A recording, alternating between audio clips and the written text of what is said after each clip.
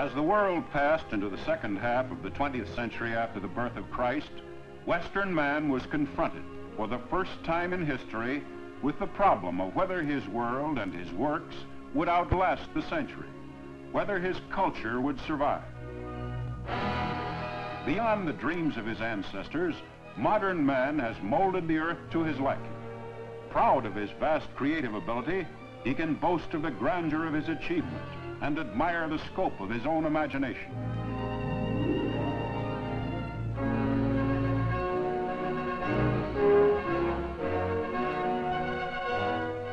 But that very knowledge which enables him to build is the knowledge that has taught him to destroy. And in the 20th century, man's capacity for destruction was demonstrated on a terrifying scale. Yet none can deny that man's progress in material things is today at its highest peak. In an industrial age, the worker has achieved, through technological advances, a level of production never dreamed of at the beginning of the century.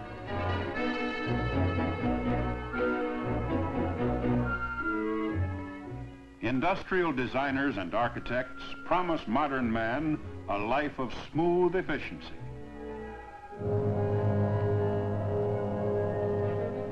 Material progress, which has given man so many new conveniences, has at the same time speeded up the tempo of his life. But with the acceleration of his existence has come a nervous tension, which is the outstanding feature of our age.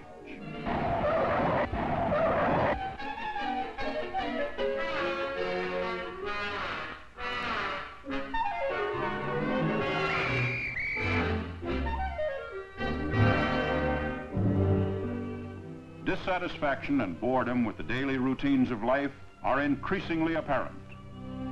And no matter how streamlined the design of modern living, everyday tasks in the 20th century are often regarded with distaste.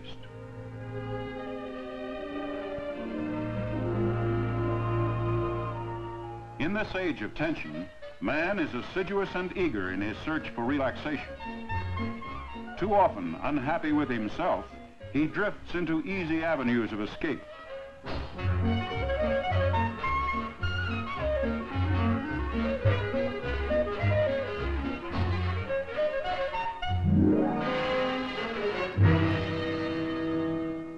Creatively reflecting the anxious temper of the times is modern art. An impatience with old-fashioned forms and limitations had launched the 20th century artist on a restless search for new ways of expression and for new techniques. Today's wide acceptance of modern art indicates that the public too shares that restlessness. The future role of art in a mechanized world is of deep concern to such distinguished critics as Britain's Herbert Reed. During the past 50 years, all the arts have had to accept the triumph of the machine. Traditional forms of painting and sculpture have no function in our streamlined existence. If they are to find a place in the civilization of the next half-century, the visual arts must effect a compromise with the machine. This can be done only within the terms of what we call abstract art. But abstract painting and sculpture will hardly provide the emotional release which millions now seek at popular spectator sports.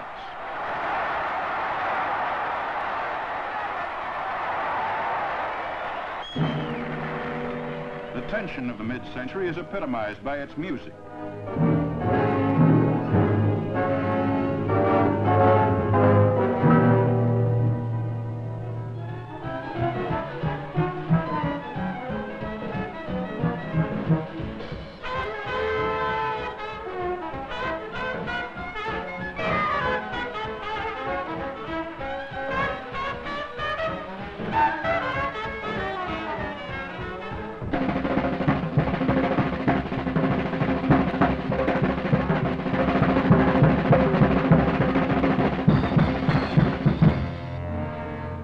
Mental illness and the breakdown of the individual personality have become the medical profession's great new problems. Multiplied and magnified, the insecurity of modern man has been tragically demonstrated in the catastrophe of total war.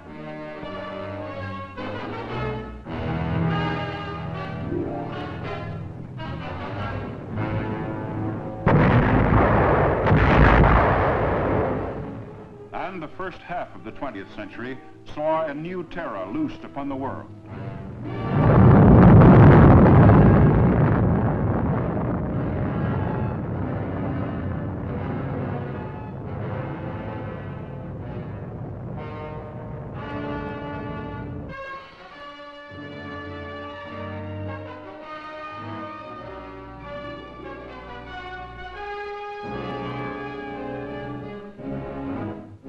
Dominating one half of the world, communism stands solidly opposed to the Western concept of democracy.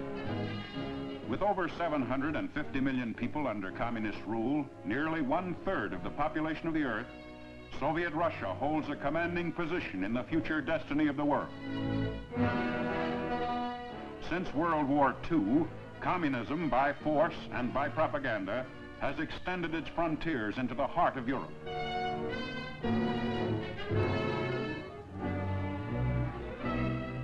Russia's newest and possibly most important gains have been in the Orient, where 500 million Chinese have been herded into the communist camp.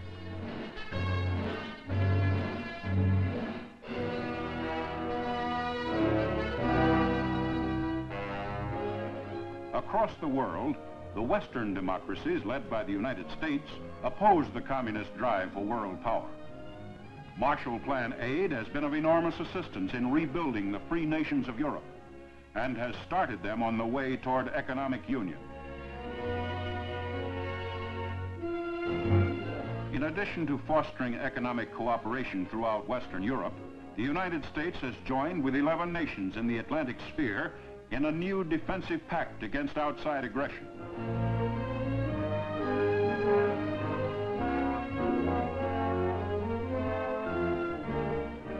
Implementing the pact, America's military assistance program for Europe has provided arms for those Atlantic Pact countries which are in need of them.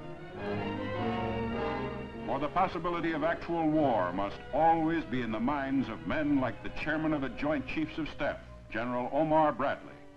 Well, how a future war will be fought depends on when it is started. Begun tomorrow, it'll be much like World War II. 10 years from now, war could only be more destructive than the last. Science and technology, with their development of guided missiles, target-seeking projectiles, and other weapons, has multiplied tremendously the destruction possible on the battlefield, at sea, and in the air.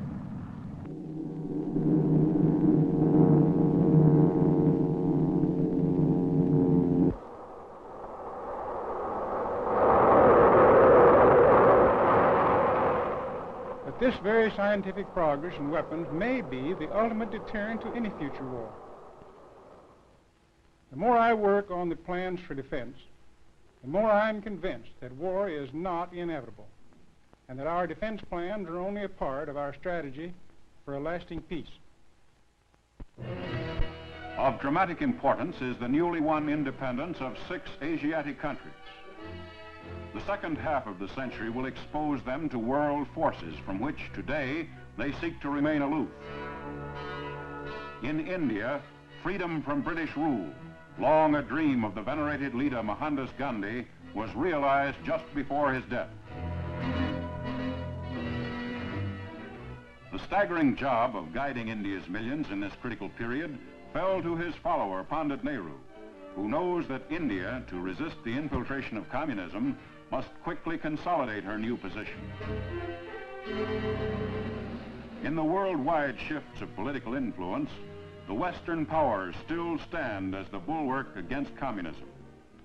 Do not suppose that half a century from now you will not see 70 or 80 millions of Britain spread about the world and united in defense of our traditions, our way of life, and the world causes which you and we espouse.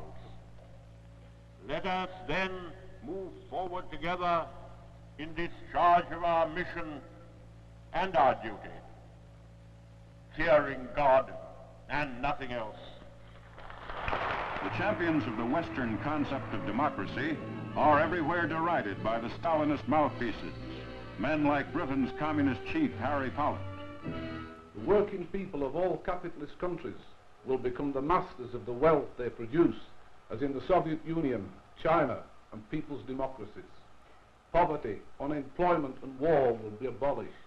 Mankind will rise to heights of social, economic, and cultural progress undreamed of in the past. All roads will lead to communism, and British and American imperialism can do nothing to stop this inevitable development. But in the United States, an overwhelming majority of citizens feels that communism is not the inevitable development. Free enterprise and capitalism, which the communists despise, have given the American worker the highest standard of living in the world. That the answer to the future lies in correcting the faults of our own political and economic system is the ardent belief of such trade unionists as the CIO's aggressive Walter Reuther. Democracy's most challenging problem is to find a way to translate technical progress into human progress and prove that men can enjoy economic security without sacrificing their political freedom. The communist masters in the Kremlin offer the promise of economic security at the price of political and spiritual enslavement. While rejecting communism, American labor is equally determined to resist the abuse of economic power in the hands of the great monopolies. While labor maintains that the rights and dignity of the individual are superior to the claims of the state, we also insist that people are more important than profits and that human rights come before property rights.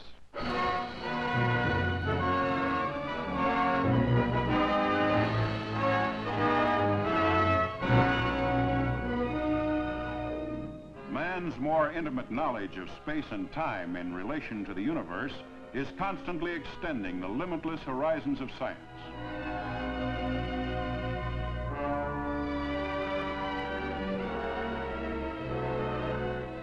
And as the 20th century reached the halfway point, the scientists' dream of unifying the basic concepts of the universe continued to occupy the genius of Professor Albert Einstein.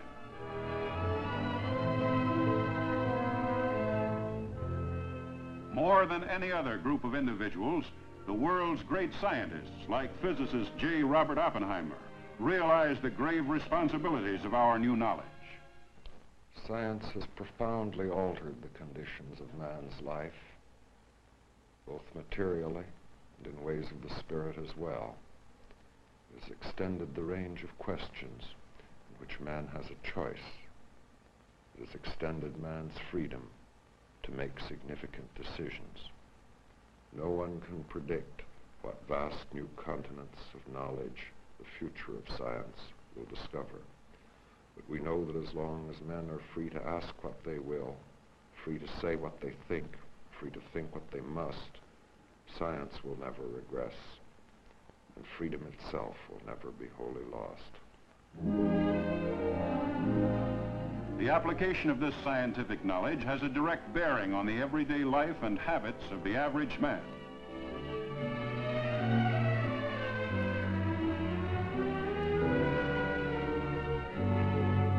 How science will shape his future, and how modern industry can bring nations and individuals ever closer together, is revealed by RCA's chairman, David Sarnoff.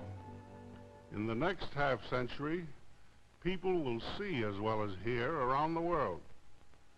Pocket-sized radio instruments will enable individuals to communicate with anyone, anywhere. Newspapers, magazines, mail, and messages will be sent through the air at lightning speed and reproduced in the home. But material progress alone has not solved the problems which still plague mankind. With all the advantages provided him by the industrial age, he is more than ever in need of knowledge and understanding to help him solve his difficulties. To gain this knowledge, we have a free and democratic system of public education existing in the Western world, which has undergone a very encouraging development in this century. but mankind still has far to go in its universal search for knowledge.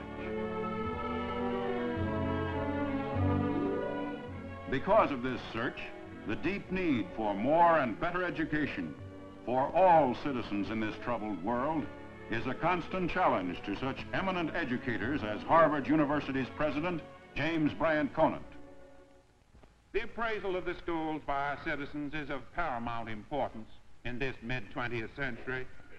This is true irrespective of the role that education plays in the grim ideological struggle of our times.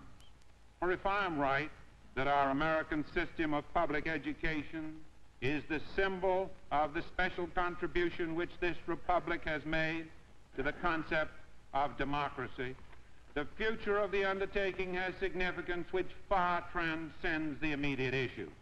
It is rather in a demonstration that a certain type of society, long dreamed of by idealists, can be closely approached in reality. A free society in which the hopes and aspirations of a large fraction of the members find enduring satisfaction through outlets once reserved for only a small minority of mankind. For men still hope they are halfway to a world of freedom, peace, and harmony. Today, this hope is embodied in the organization of the United Nations, for survival rests now more than ever on honest cooperation among nations.